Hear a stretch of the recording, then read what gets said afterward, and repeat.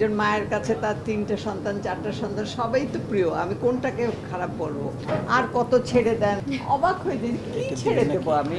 কোথাও আমার ভালো লাগে না, আমি কাজ করব, আমি কাজ করতে চাই, সেটা নিয়েই যেন আমি এই পৃথিবী থেকে যেতে পারি। আমার প্রতিদ্বন্দ্বী আবার এই যে পাশে বসে আছে, এর সাথে কাজ করা। তো অনেক কথা তো উল্টাপাল্টা বলে ফেলেছি, ওগুলো লিখবেন না, দু একটা ভালো কথা লিখে আমাকে আর ভালো রাখবেন। আসলে এটা তো একটা শেখার জায়গা, এটা তো কখনো যে হ্যাঁ আমি একদম বেস্ট করেছি, আবার অনেকে যখন প্রশ্ন করে যে কোনটা আপনার সবচেয়ে প্রিয় ছবি, তো আমি বলি কি আচ্ছা একজন মায়ের কাছে তার ৩টে সন্তান ৪টা সন্তান সবাই তো প্রিয়, আমি কোনটাকে খারাপ বলবো? তো আজকে আসলে যখনই আরেক নতুন একটা কাজ করতে যাই মনে হয় যেন কত আবার নতুন নতুন সব ছেলে মেয়ের সঙ্গে দেখা হলো, ভালো লাগলো, ওদের মায়া পেলাম, শিখলাম কত কিছু। আসলে এটা কখনো শেষ না, জানারও শেষ নেই, শেখারও শেষ নাই।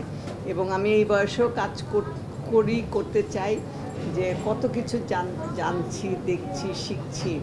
এবং এখন যে নতুন যে যাত্রা শুরু হয়েছে সেখানে আসলে সত্যি শেখার অনেক কিছু আছে।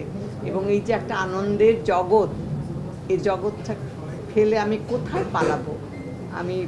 আমাকে আমার সময়ের যারা আছে তাহলে তুমি কেমন করে করো, বা আমার চারপাশে যারা আমার সাথে থাকে বলে কি আর কত ছেড়ে দেন, আমি অবাক হয়ে যাই কি ছেড়ে দেবো আমি। আমার তো জীবনেরই, আমার নিঃশ্বাসের মতন আমি যে কাজ করি। তো আর সেই সঙ্গে কথা বলি যে একটা কথা, যে শেকড়, যে আজকে যে ছবিটা আমি করতে যাব, শেকড় আসলে সত্যি শেকড়ের টানেই আমি আবার এই আমার মেয়েরা আমাকে নিয়ে গেছিল, আমি ওখানে প্রায় 2 বছর ছিলাম ওদের সঙ্গে, কিন্তু আমার ভালো লাগে না। আমার একটা রবীন্দ্রনাথের যে গল্প ছুটি, ও ফটিককে নিয়ে গেছিল, একটা বড় গাছকে তুলে নিয়ে যদি ওখানে নতুন করে লাগানো যায় কোথাও, সে কি বাঁচবে? আমাকে ওরকম নিয়ে গেছিল, কিন্তু আমি কোথাও আমার ভালো লাগে না। আবার বলি যে আল্লাহ তুমি আমার পর হয় না, অসন্তুষ্ট হয় না, আমার মেয়েরা ওখানে, আর আমি আমার দেশ, আমার মাটি, আমার রাস্তা দিয়ে যায় রিক্সাওয়ালাটা, আমি যখন রিক্সা করে চলি ওর ঘামবে যে ভেজা পিঠটা দেখলে আমার কষ্ট লাগে, এই কষ্টটা আমি ওখানে পাই না। আমি আবার চলে এসেছি।